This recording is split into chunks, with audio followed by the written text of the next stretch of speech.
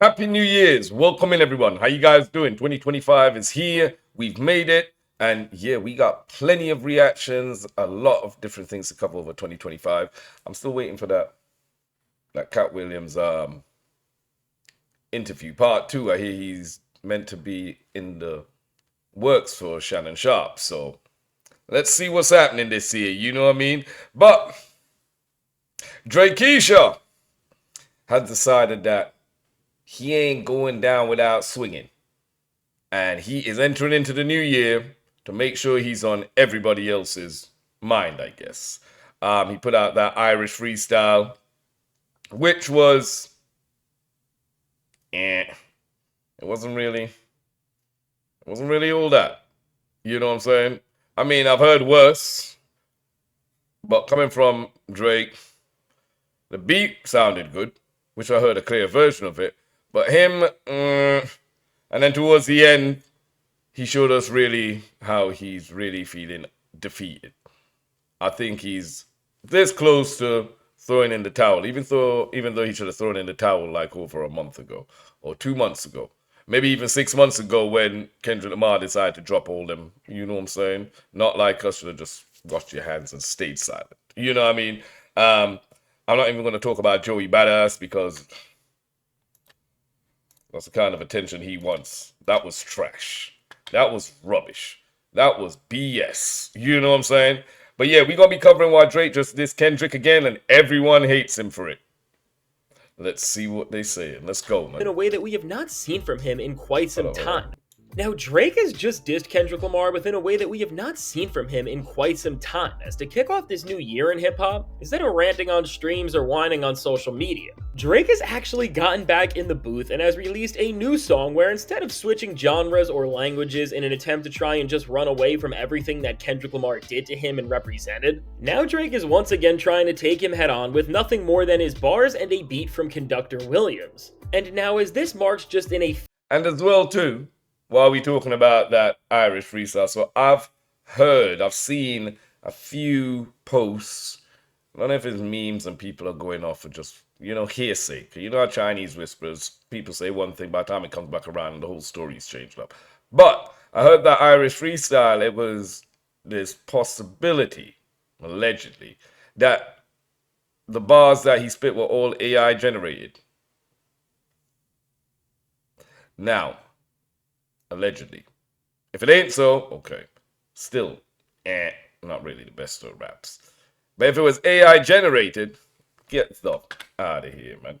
Few days, the second full-on record that is dissing Kendrick Lamar to come out this year, and this is from none other than Drake. What is clear is that the rap game is running around and trying to find a way to take down the undisputed champion of everything, and really with Drake here, what it seems like he's trying to specifically do is, after seeing how every single way he tried to make a comeback just failed miserably, whether that was releasing more music, switching genres, or trying to be a full-on streamer, now Drake is trying to get back in the rap game by poking Kendrick enough where it gives him the attention that he would otherwise never get at this point. But now, before we dive into every single diss Drake threw out at Kendrick here and why he is saying all of these things at this very moment, be sure to leave a like and subscribe. And so now with this new track from Drake, which is seemingly titled Fighting Irish, right in line with everything else he has done ever since he lost to Kendrick Lamar within a fashion like we have never seen before. This song is very emotional, and Drake is showing that his feelings did really get hurt bad in this.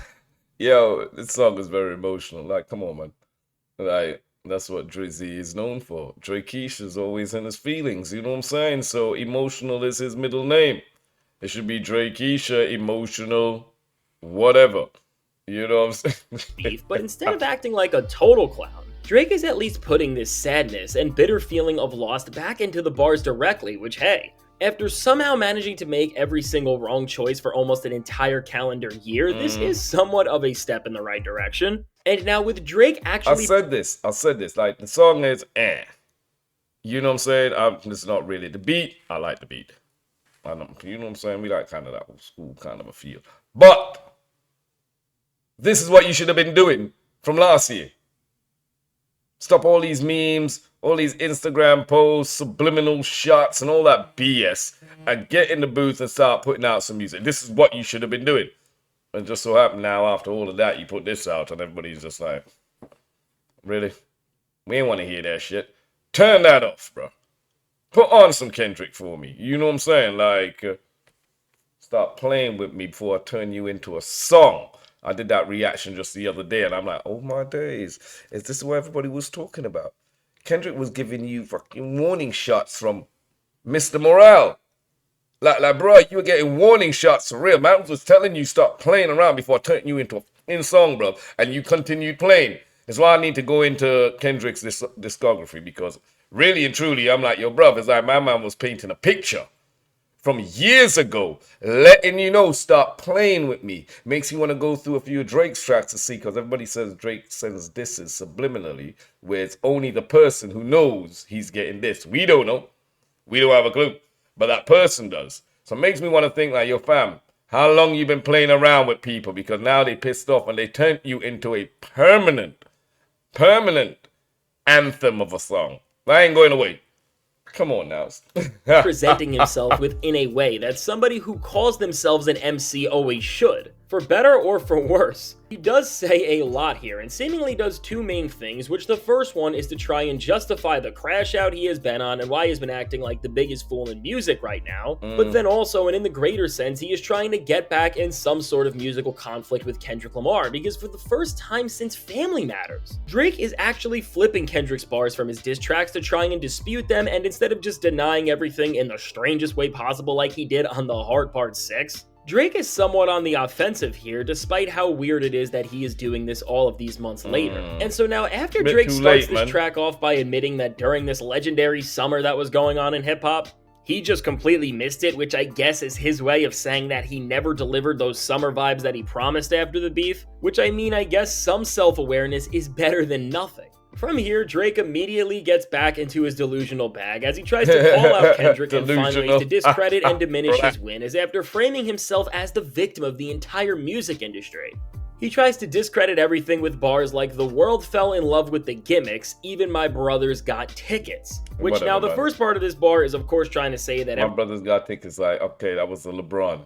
I missed that part. That was the LeBron when he got my brothers them and so got tickets to go to the Pop Out concert. Cause bro, people were popping out.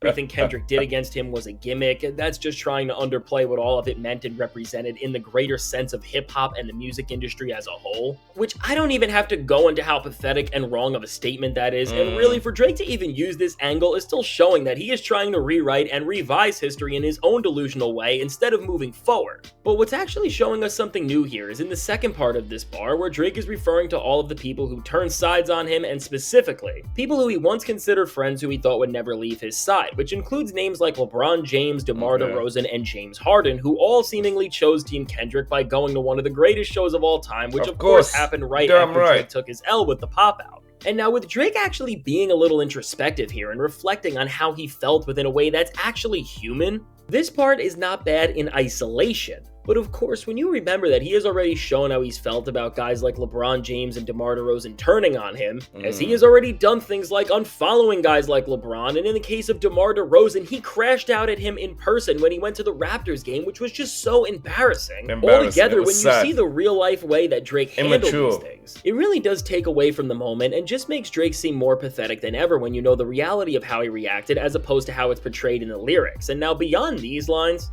where things in this track really pick up and get a lot more intense, especially in terms of Drake just sending a clear signal for Kendrick Lamar to come back down and diss him again, is in the second verse, as Drake here really codes this entire performance to not just be written with language and subtle cues that are flipping terms that are associated with. Right, I'll say straight, I'm grateful these guys break down some of this stuff, because, you know what I mean, it's good to react to. I'll be watching it when I'm not reacting, it'll be on my TV, and I'm like, why not react to it? And I see a lot of people, you know, the stands, the Drake stands be coming in and, man, don't be typing stuff under my reaction to another video that made this. Why don't you go over to their video and comment under it? But y'all never do. Y'all want to go and find the smaller reactors and be, yeah, why are you hating on Drake? Oh, look, get off. Get off her. Yes. Stop glazing. Just like him and Aiden Ross the other day were talking about glazing each other. They said that live. Ugly. I'm done. With Kendrick Lamar and his side of the hip-hop world as a whole. But what's most important here, and if this track makes any sort of impact or causes any sort of reaction, it will be because of this, is the section in this verse where he says, who's got the most to lose and who's in that other position? See no conversations, boy, I hope they got double encryption. I hate to see the empire crumble on judges' convictions. This pulled a rabbit out the hat and y'all love a magician. Drake is addressing Bruv, you really bringing that court talk, that suing talk into your bars, yeah? a lot of things as he sets this moment up with the first bar, which is undermining Kendrick Lamar and making him look like this bigger and more important figure than he will ever be. Which again, when we look at Drake's performance here, this is another one of its failures because I don't know why he is going about this same strategy again. Yeah, because his ability to not see Kendrick as an equal is one of the most vital factors to why he never even stood a chance in this beef, because his own failure in judgment made him underestimate one of the greatest and most competitive rappers of all time. But now after saying this, no matter how delusional it may be, he sends out another warning to Kendrick and his camp about how he hopes that they have been covering their tracks for everything they have been doing to seemingly manipulate the entire music industry and hip-hop world against him, which again, this is just a diss that is derived from Drake's straight delusions, and very similar to the Heart Part 6 where Drake just lied to try and sound tough and act like he knew more than he did. This just seems like another rendition of that horrible tactic, but the stakes do get even higher from here, as then Drake says, I hate to see the empire crumble on judges' convictions, which is the first time we are hearing him address his lawsuit on a track. And now the message that he's trying to send with this line is showing that he both hopes he can win this thing to save his career, but then he is also mocking Kendrick with this bar simultaneously by saying that he hopes the truth doesn't come out because that will ruin all of the success that Kendrick has had in this moment, even though with all the evidence presented in DRAKEISHA. This must be the biggest pussyish move I've ever heard in my life. It's like being in school and you disagree with someone and y'all meet up outside in the playground, the luncheon area to, handle it like men. You lose. You go home, tell your parents. Your parents end up wanting to take that boy and his parents to court to sue them for putting hands on you. Especially when it was you who started the fight.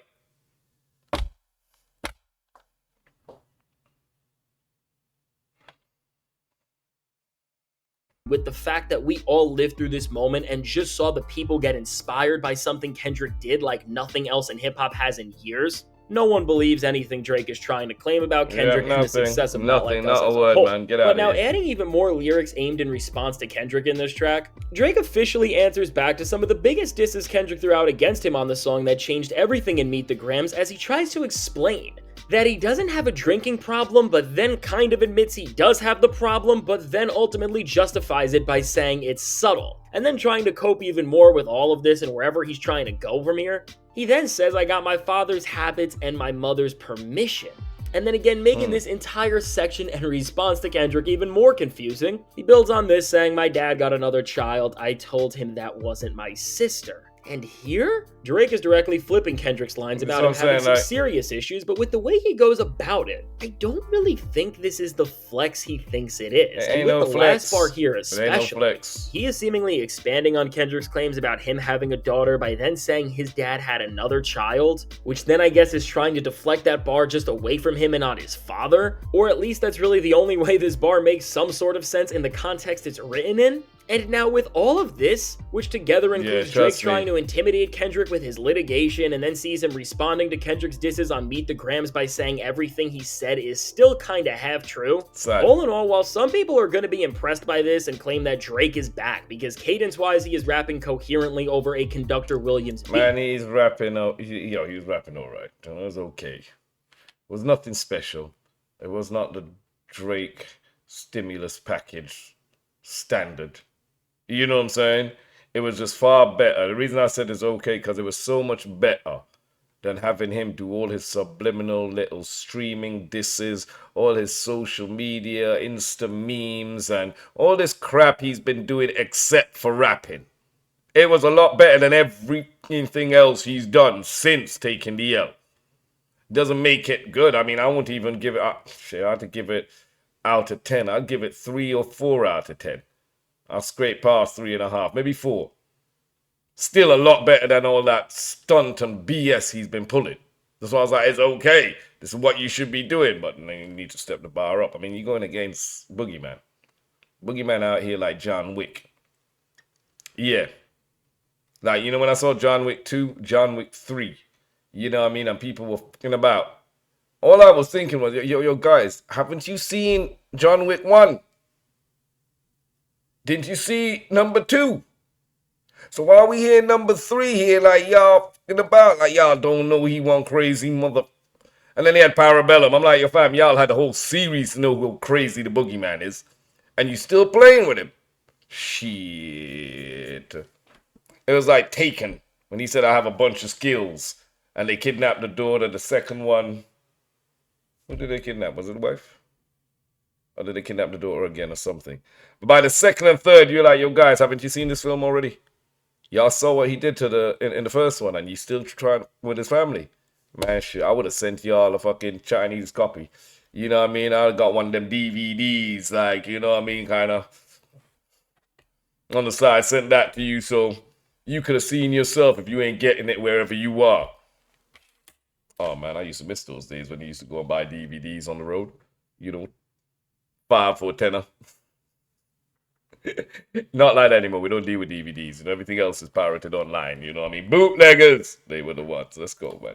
When you actually try to break down what he is saying and see the things he is trying to flip, all while once again trying to call Kendrick Lamar an underdog, even after he has overtaken him in every single category possible. All this song really is the same story with a different presentation from Drake, and as he is still showing that he has learned no lessons from this beef whatsoever, and really that even despite losing, he is still using the same angles and losing strategy to try and make any sort of comeback, and even beyond all these things, making this song even more jarring, another question we have to ask ourselves entirely is why do all of this now? I mean, when you put everything into perspective, Drake is already lost, and the actual back and forth of this beef is over in terms of diss tracks being put out. So really from Drake releasing this song where he is just ranting about a reality that he could have tried to fix way before this but didn't, all in all, while this song may be a bright spot for him in what has been one of the worst career runs both on the mic and off of it that we have ever seen from a rapper, this song is still nothing special as he's not pushing the needle forward, and really for Kendrick or Plant, any competitive than ever in hip. Yeah, ain't nothing special. I'll stop it there, for real. You know, so I'll give it a 3.5, scrape to 4 out of 10. And still, that is plenty better than all the bitchiness and petty behavior he's been pulling for the last, ever since Not Like Us. When you were begging mans to reply to your diss. And then they replied and you couldn't take the pressure. Bro, they say pressure bust pipe. Yo guys, if you guys decided to hit that subscribe, like, share, make sure to comment below if you want me to react to any other kind of topics like this, people doing their own kind of version. Just let me know.